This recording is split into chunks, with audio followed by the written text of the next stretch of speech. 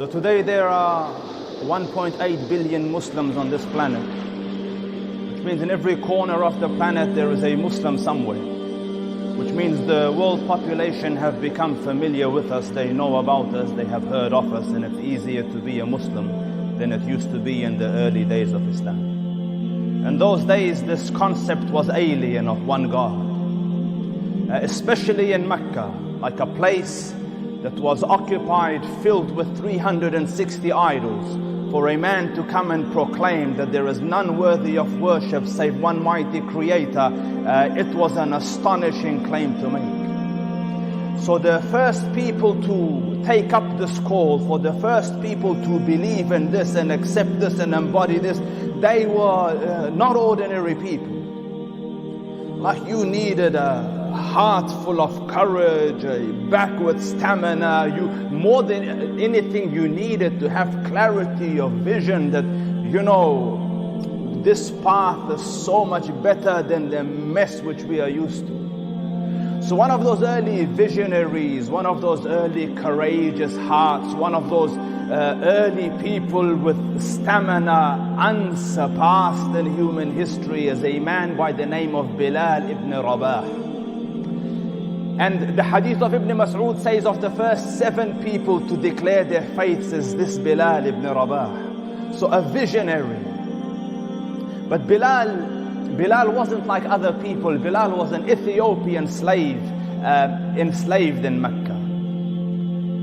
So whilst other people had difficulties, Bilal's difficulty was multiplied exponentially because he was in a foreign land, he looked foreign, and a slave on top of that, not a man of much influence, and now he has accepted a new faith, different to the faith of his masters.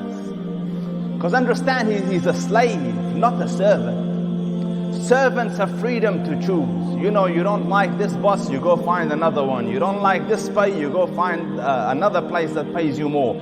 You have freedom, your wealth is yours, your freedom is yours, you just work for someone. Slaves are not like that.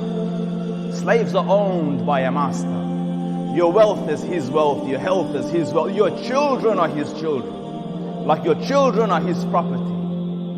So Bilal radiallahu anhu, a slave in Mecca, and yet Islam enters his heart. And when it enters his heart and he declares it, the whole society turns against him. And you know the stories, famous story of the torture and the punishment that Bilal went through. But I want to teach a lesson today, and that lesson is simple as this.